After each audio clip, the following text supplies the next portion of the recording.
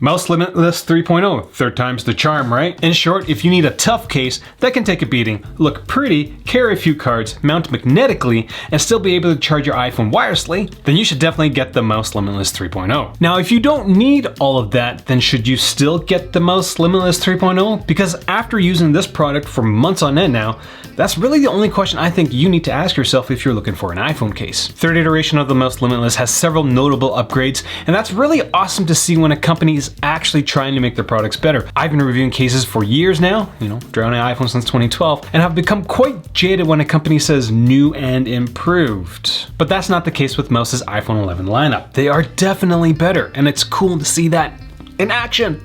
Just a heads up, I do break an iPhone at the end of this video. Didn't intend to, but I do, so keep watching.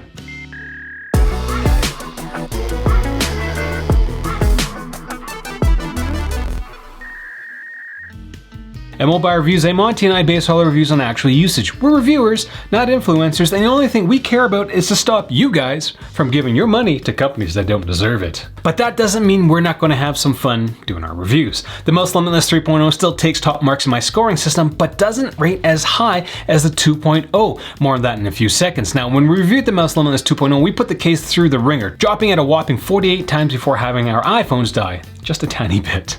Now, the latest version of the case is just as tough as the 2.0, from the oversized corners to the rigid back. The protection on the case does make up for the overall bulkiness of the product. Now, when it comes to design, bigger doesn't necessarily mean better in some aspects. The redesigned wallets, this thing isn't as good as the Limitless 2.0's wallet from my perspective, and these Mous Limitless 3.0's don't come with a free impact screen protector. So those two things are the reasons why the older Limitless 2.0's score a little higher than the 3.0's. Now, Mous has made some improvements with their mounting system by adding a plus to the old auto-align system.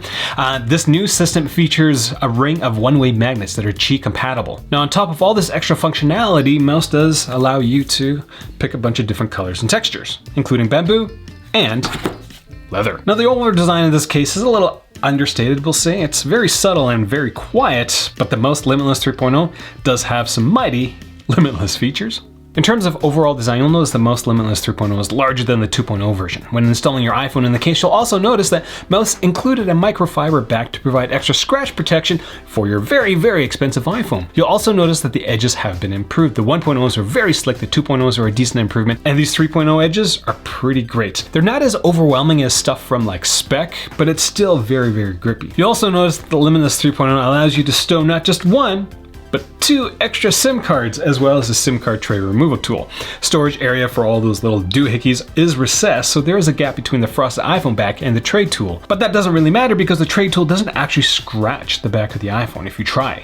Go ahead, try it. I dare you to. I did it. Now, in terms of design finishes, you might notice that the 3.0 doesn't offer the plain white colored TPU and polycarbonate that we did get for our iPhone 7s and 8s. Also missing is the shell covering finish, which, according to my wife, is an ugly looking case, but I loved it because it was different. It was not leather or carbon fiber, it was shell. But in total, there are 5 different finishes, ranging from carbon fiber or aramid fiber. You got white leather, you got black leather, you got walnuts, as well as, well, bamboo. Now, much like riding a motorcycle, the leather back cases are going to be the ones that provide the best wear and tear. The leather will scuff up, but it will kind of like, well, patina like real leather does. Whereas in all the other ones, if you scratch it, it does stay scratched. Now for my next trick, I'm gonna saw Mous Limitless 3.0 in half.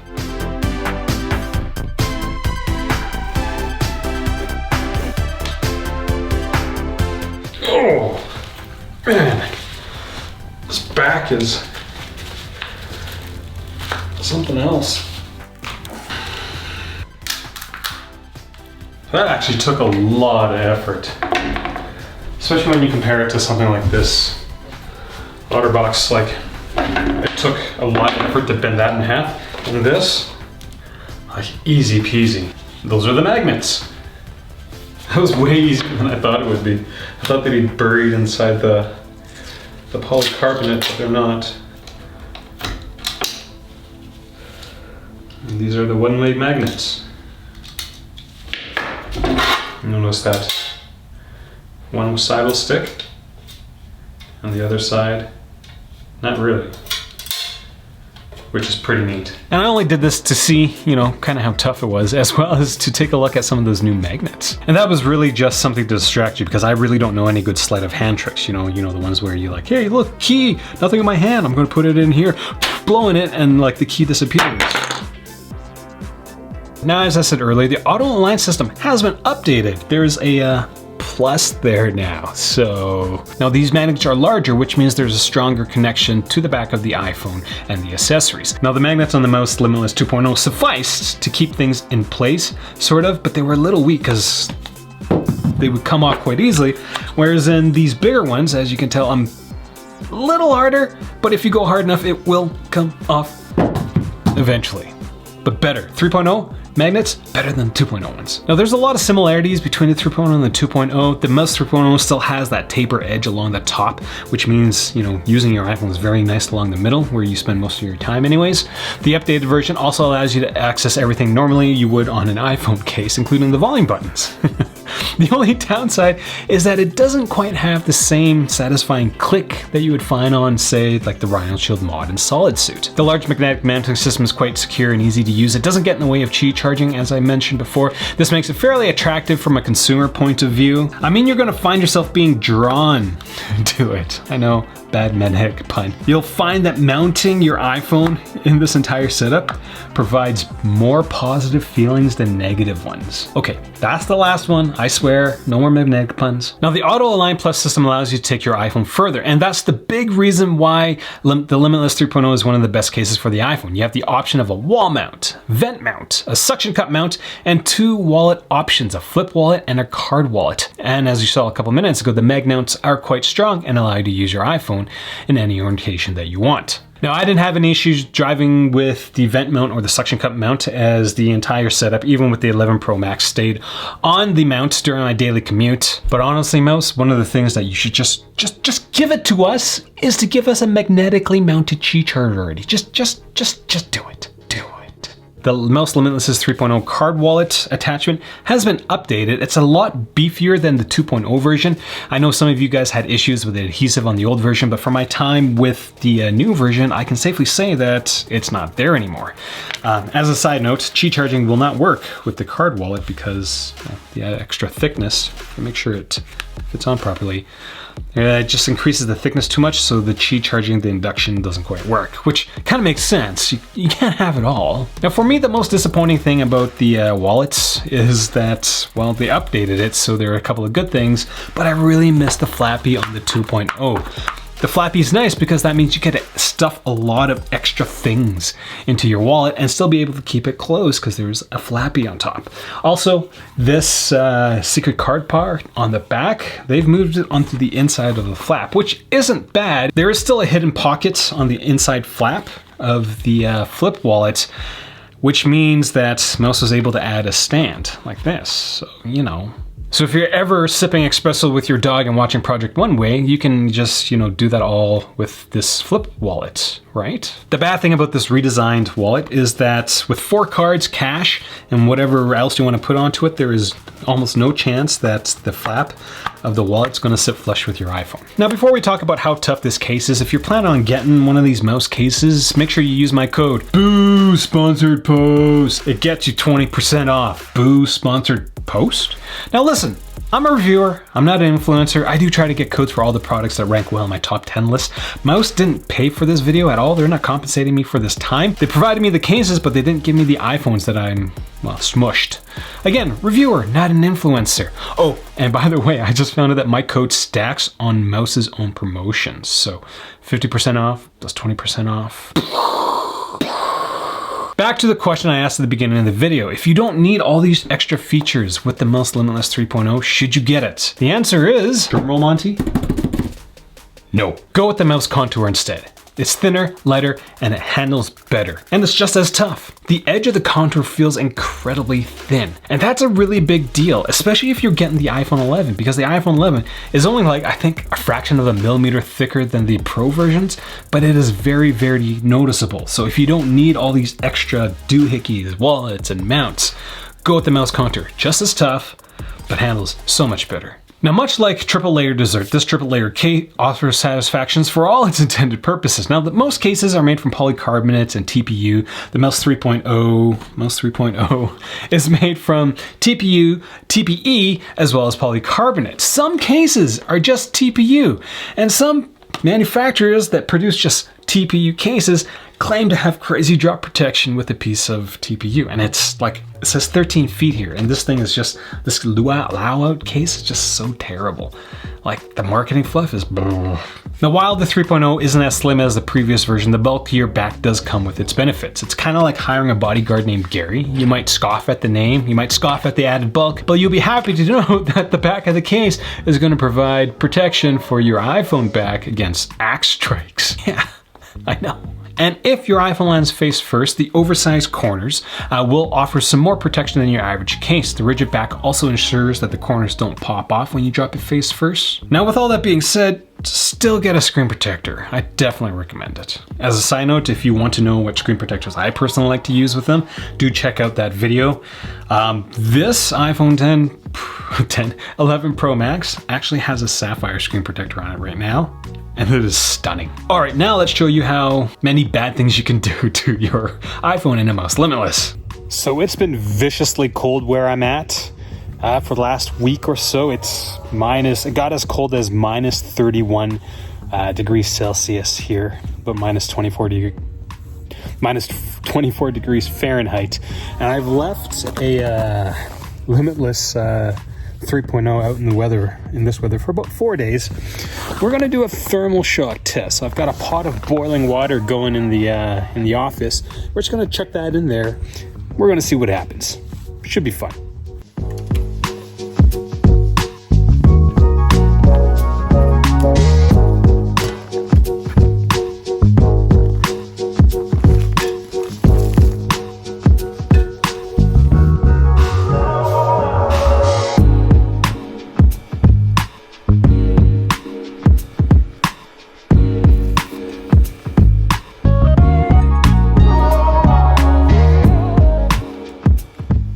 So it still looks like a case, still fits the iPhone, still a little wet.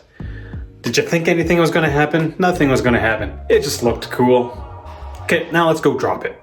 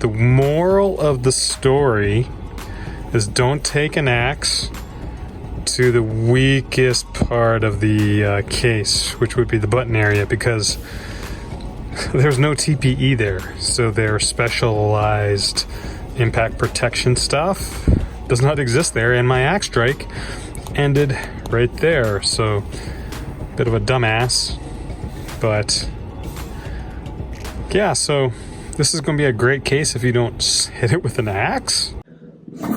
So here's the iPhone. It is, I haven't taken it off yet, but surprisingly, my iPhone still works despite the fact that I can actually push this power button, and that's completely effed up. The screen protector is fine, so I might be able to salvage that, I think. This is a shellless sapphire screen protector, and those cracks are actually underneath the screen protector, which is kind of crazy. Let's pop this off, and oh, back of the iPhone's completely bjorked, but Yeah, like there's no way my iPhone is gonna recover from that. That looks pretty rough. Like surprisingly, the iPhone is still quite usable. Like I didn't plan on doing that. That's like split right.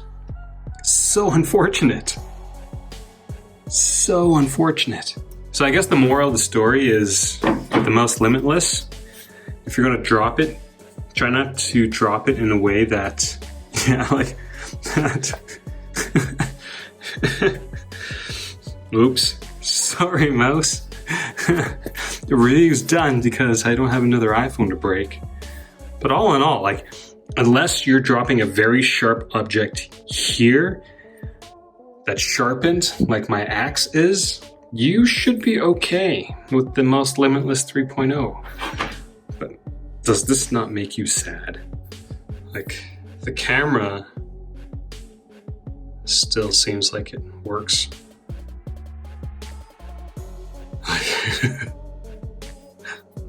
Hey Monty. It's winter outside, so he's still got his jacket on.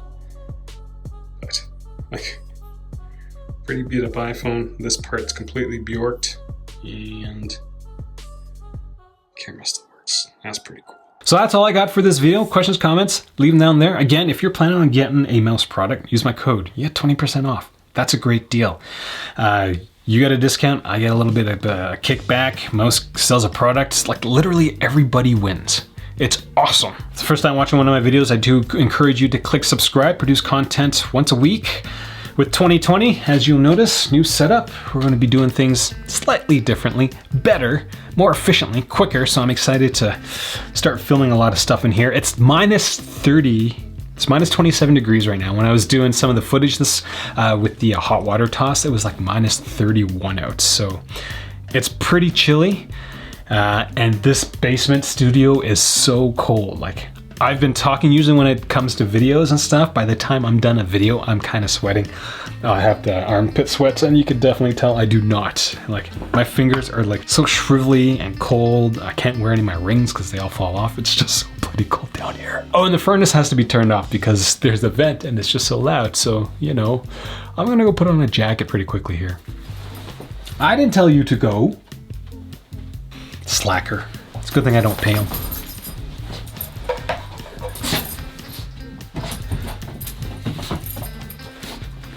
As a side note, I've been using the Limitless 2.0s for my with my Galaxy S10. Still pretty awesome.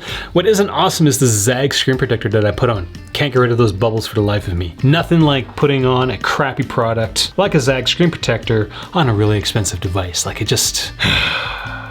So many bubbles. Why are there so many bubbles? Why did you jump ahead so much? Okay, seriously. Battery's dead. Stupid. That was really dangerous.